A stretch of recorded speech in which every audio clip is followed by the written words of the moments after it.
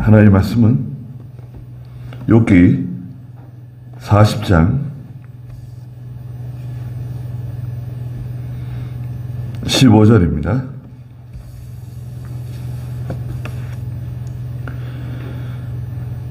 욥기 40장 15절.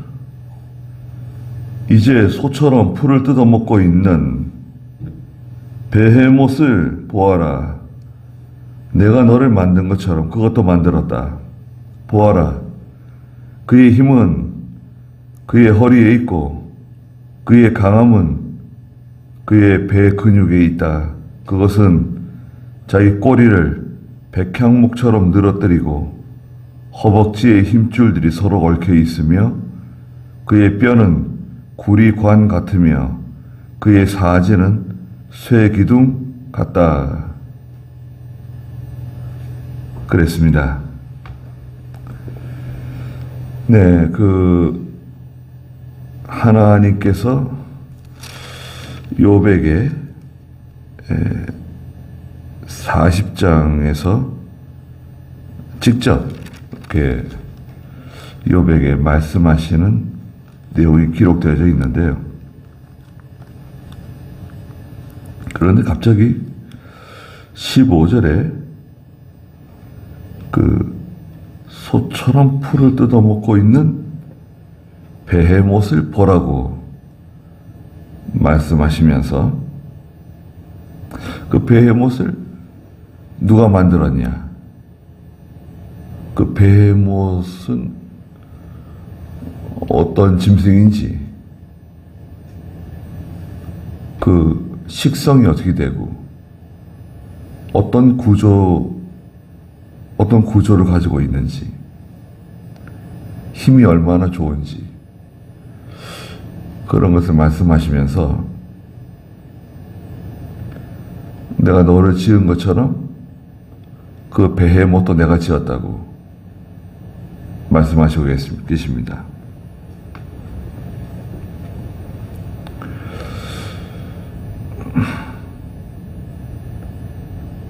그래서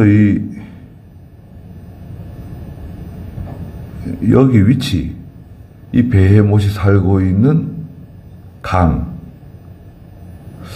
이게 어딘지 정확하게 알 수가 없어요.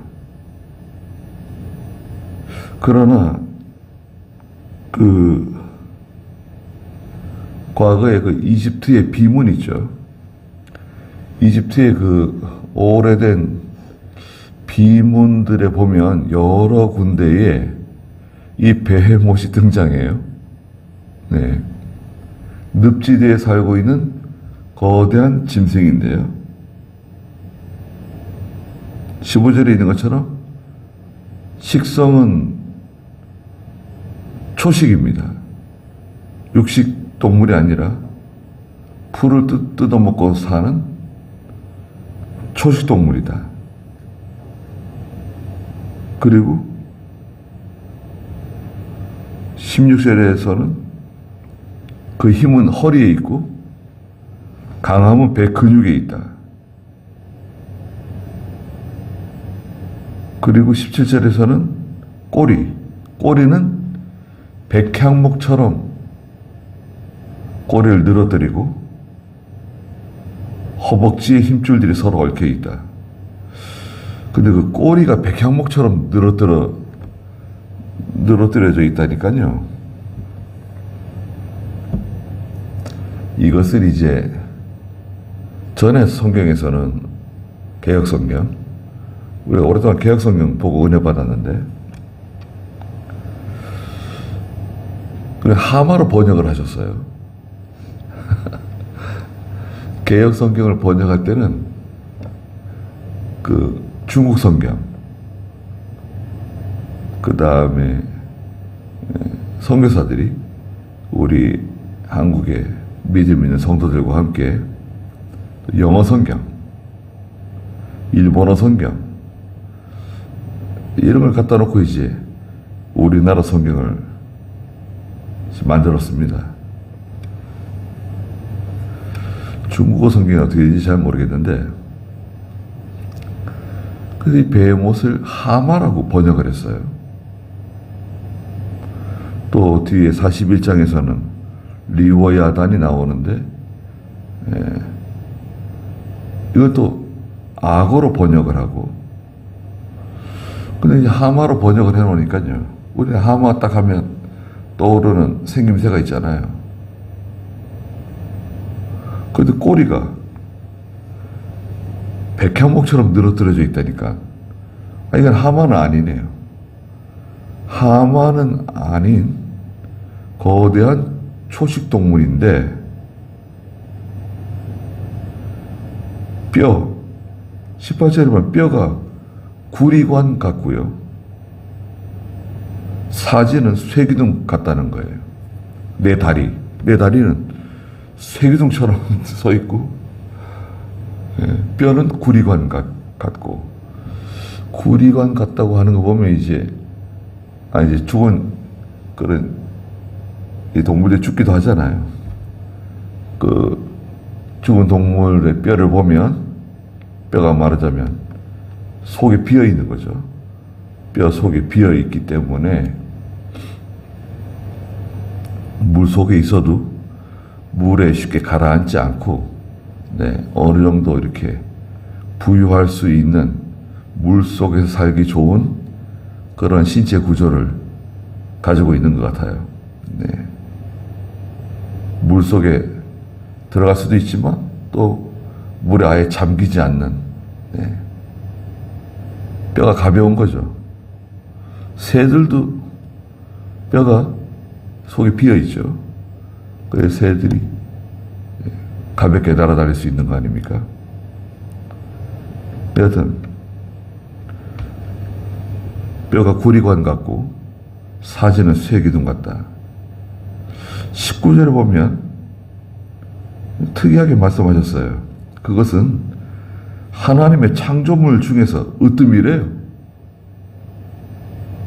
하나님이 창조한 것들 가운데 가장 으뜸이다. 아니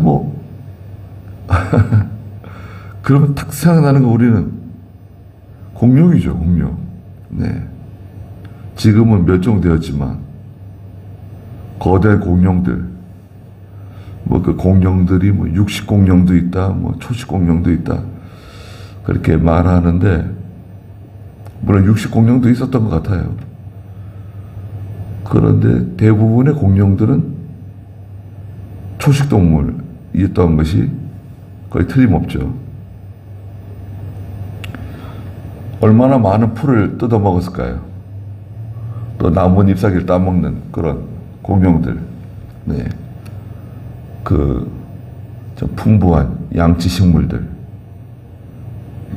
양식을 얻고, 그것을 지은 자가 그에게 자기 칼을 주었다 말씀하셨습니다. 하나님이 칼을 주었다.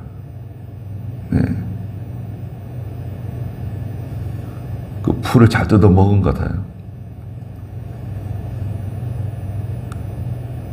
20절에 참으로 산들이 그것에게 소사를 바치고 거기서 모든 들짐승들이 뛰어논다.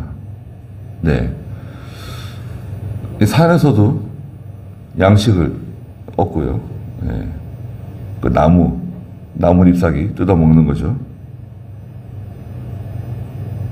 또 21절에 연꽃잎 아래 갈대와 늪, 은신처 속에 엎드리고 있다. 늪지대에, 강 속에 이렇게 몸을 숨기고 엎드려 있다는 거죠.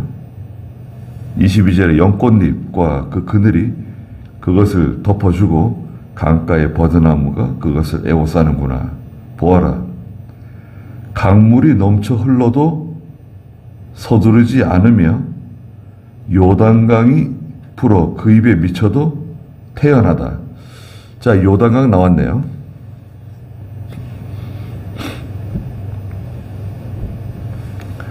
과거의 요단강이 어땠을까요? 또 과거의 나일강이 어땠을까요? 확실하진 않지만 물이 많을 때도, 물이 범람하고 이럴 때도 이 베헤못은 서두르지 않는데, 물이 막 넘쳐 흘러도 두려워하지 않고 그걸 무서워하지 않는다는 거죠. 그러니까 참 얼마나 큰 체구를 가지고 있는지. 네. 그래서 거의 뭐 많은 고고학자들이 이것은 아마 거의 공룡일 것이 틀림없다. 네. 하마는 아니죠. 하마로 하기에는 부족합니다. 하마가 물이 범람하는 강물 속에 있다? 그건 좀 위험하네요. 네. 하마도 물론 체격이 크지만, 그래서 여러 가지 이 베헤못의 구조를 볼 때 하마는 아닌 것 같아요. 24절에 그것이 정신을 차리고 있을 때 누가 잡을 수 있겠으며 누가 갈고리로 그 코를 꿰 수 있겠느냐. 여튼 베헤못은 하나님이 지으셨다는 거죠. 내가 너를 만든 것처럼 그것도 만들었다. 15절 마지막에 말씀하신 것처럼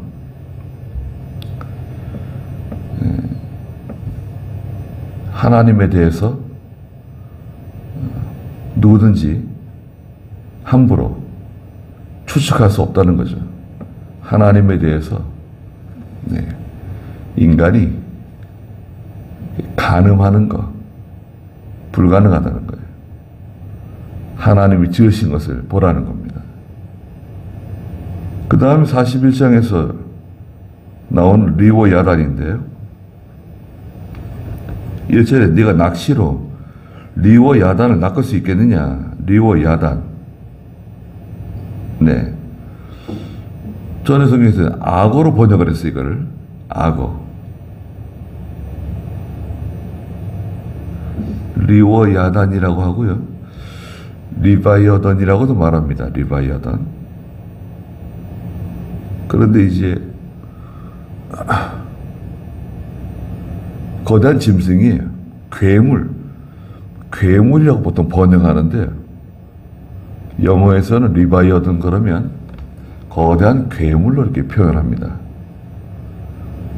성경에 나오는 그 리바이어던, 거대한 동물이에요. 생김새가 어떠냐? 알 수 없죠. 그러나 이제 성경에서 이제 이 리워야단의 구조, 어떻게 생겼는지 그 생김새를 지금 11절까지 이렇게 말씀하셨어요. 낚시로 리워야단을 낚을 수는 없다. 잡을 수는 없다. 끈으로 그의 혀를 맬 수 있겠느냐. 2절에 네가 갈대 줄기로 그의 코를 꿰을 수 있겠느냐. 네가 갈고리로 그의 턱을 뚫을 수 있겠느냐. 그것이 네게 여러 번 애원하겠느냐. 그것이 네게 부드럽게 말하겠느냐. 네. 아주 그 강한 힘을 가지고 있고 사람이 참 범접하기 힘든 그런 신체 구조를 가지고 있는 것 같아요.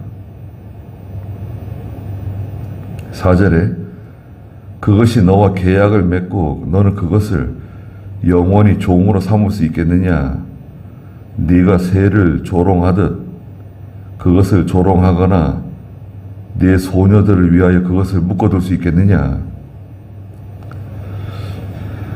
사람이 부릴 수는 없다는 거예요. 이것을 훈련시켜서 농사 짓는 데 부리거나 어떤 다른 용도로 사람이 부릴 수 있는 동물이 아니다. 6절에는 어부들의 무리가 그것의 값을 흥정하여 장사꾼들 사이에 나누겠느냐. 네가 창으로 그것의 가죽을 작살로 그의 머리를 찌를 수 있겠느냐? 창으로 또는 작살로 그 가죽이나 껍질을 찌를 수 없다는 거 보면 그 피부 껍질이 상당히 단단한 것 같아요.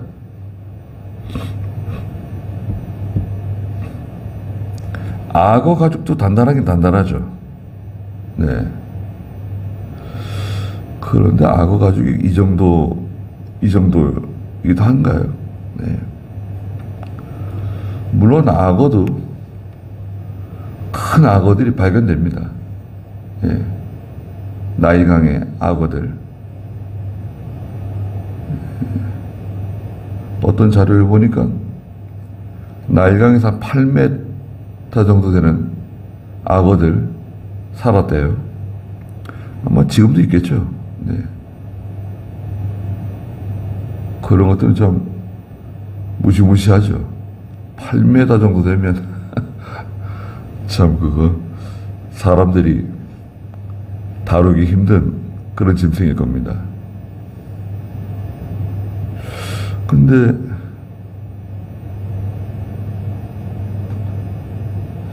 이 성경에서 보면 악어 같지가 않아요.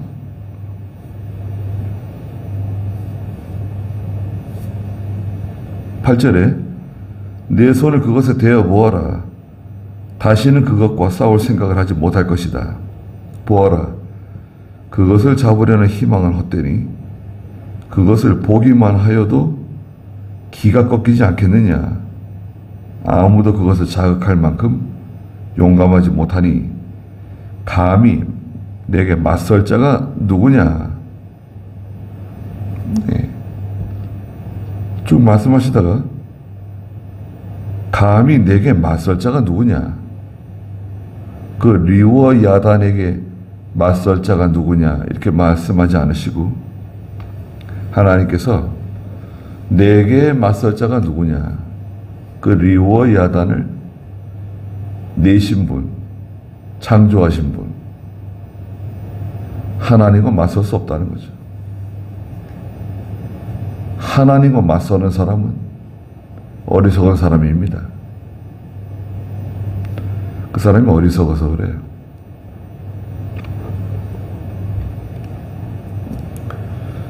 하나님 앞에 겸손한 사람, 하나님을 경외하는 사람, 그 사람이야말로 지혜로운 사람이고 명철한 사람이라 할 수 있습니다. 하나님 앞에서는 납작 엎드려야 돼요. 아니, 우리가 어떻게 하나님 앞에 엎드릴 수 있는가? 하나님 앞에 엎드리지 않아도요. 우리는 하나님 말씀 앞에 엎드리는 겁니다. 이사야 66장 2절에 있는 것처럼 하나님 말씀에 벌벌 떠는 사람, 그 사람을 하나님이 기뻐하신다는 겁니다. 거기 한번 읽어주시겠어요? 이사야 66장 2절. 내 손이 이 모든 것을 만들었으므로 이 모든 것이 이루어졌다. 나 여호와의 말이다. 겸손하고 심령에 통회하며 내 말로 인하여 떠는 자 그 사람을 내가 돌볼 것이나. 네. 이 모든 것을 하나님께서 다 만드셨는데, 지으셨는데 하나님 말씀에 벌벌 떠는 사람, 그 사람을 하나님 돌봐주신다는 거예요. 하나님 앞에 떠는 사람은 비굴한 사람 아닙니다. 바보 같은 사람 아닙니다. 그 사람은 뭘 아는 사람이에요. 다른 사람이 알지 못하는 뭔가를 발견한 사람이, 깨달은 사람이에요.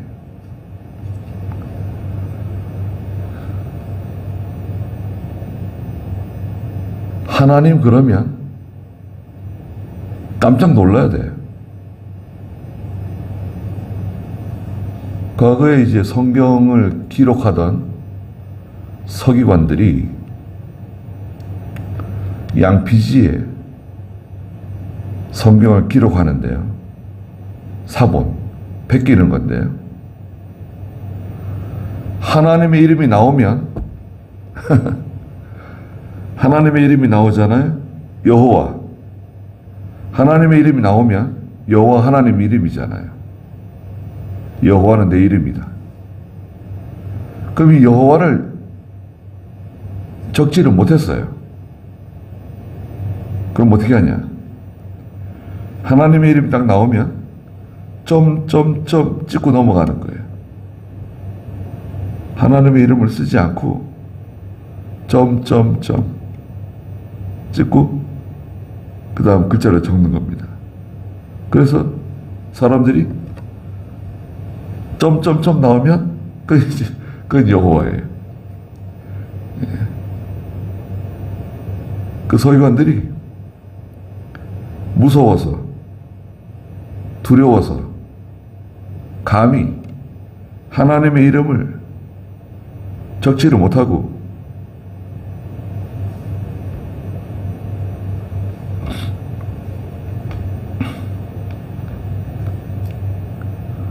오늘날 예수 믿는 성도들이 하나님을 그렇게 두려워한다고 하면 네. 그래서 에스겔 선지자나 또 특별히 에스라 선지자 같은 분이 하나님 말씀 들고 이 나무 강대상에 그 두루마리 성경을 착 펼치면 백성들이 다 자리에서 일어났어요. 그 말씀을 듣는데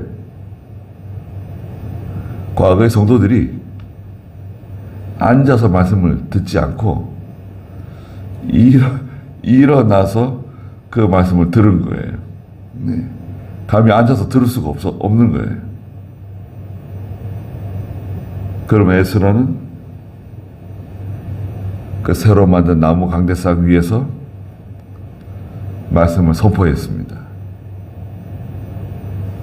아이로부터 남녀노소가 다 자리에서 일어나서 말씀을 듣는 거예요. 얼마나 엄숙하고 얼마나 경건하고 그 모습이 얼마나 참 아름답습니까? 하나님의 말씀을 두려움으로 듣고 하나님이 지금 우리에게 말씀하신다. 그 하나님이 어떤 분이신가? 베헤못도 만드셨고 리바이언도 리워야단도 만드신 분이시다. 지금은 존재하지 않지만 거대한 동물들을 지으시고 지금도 자연이 대단하잖아요.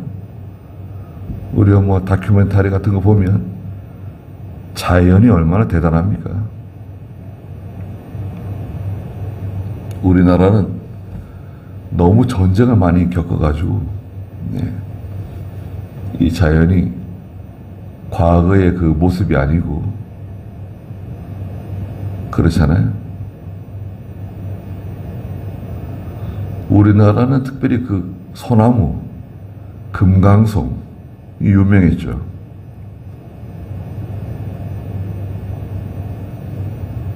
그래가지고 특히 그 백두산에 있는 소나무들, 금강송 얼마나 그 숲이 넓고 얼마나 아름다운 그 쭉쭉 뻗은 금강송들 100년, 200년씩 묵은 것들 그런 나무들이 빽빽했었다잖아요. 유명한 일화가 있죠. 미국의 유명한 배우인 율브리너라고 있어요. 대머리 멋있는 배운데 그 할아버지가 금강송, 백두산의 금강송 잘라다 팔아가지고 자기 손자 그 영화배우 만들었다는 말이 있잖아요. 그렇게 나무가 좋고 그런 나무들 가지고 그 절간들 다 짓고 그런 거 아닙니까? 그게 지금 없잖아요. 전쟁 겪고 임진왜란 특별히 또 6.25 이 땅이 피비린내 나는 그런 땅입니다. 네. 지금도 죽은 사람들 찾아서 캐내는 거 아닙니까? 전사자들. 그래서 참 하나님이 만드신 거 욥에게 말씀하시는 거죠. 이걸 내가 만들었다고 말씀하시는 거죠. 감히 내게 맞설 자가 누구냐? 11절에 누가 먼저 내게 주고 나로 갚게 하게 하였느냐? 하늘 아래 있는 것은 모두 내 것이다.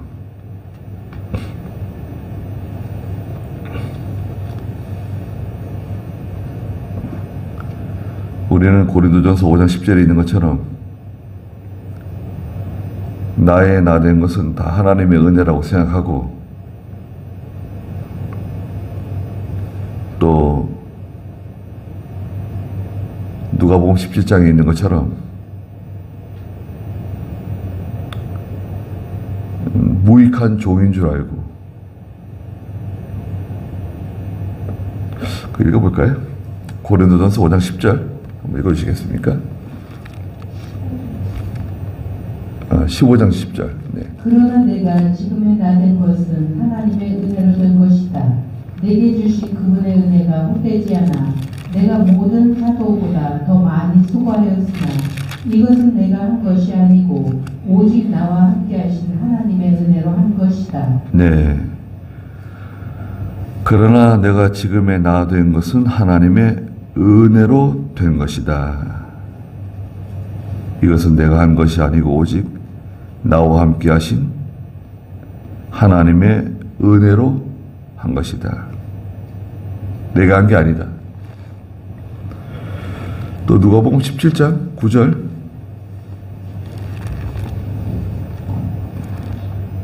그 종이 명령받은 대로 행하였다고 그에게 살해하겠느냐? 이와 같이 너희도 명령받은 모든 일들을 행한 후에 우리는 무익한 종들입니다. 저희가 해야 할 일을 하였을 뿐입니다. 라고 말하여라. 네. 명령받은 모든 일을 행한 후에 우리는 무익한 종들입니다. 저희가 해야 할 일을 하였을 뿐입니다. 그렇게 말하라는 거예요. 명령받은 대로 다 했다고 해서 살해하겠는가? 무익한 종인 줄 알고 항상 겸손하고 하나님을 두려워하는 그런 저희가 되어야 되겠습니다. 네.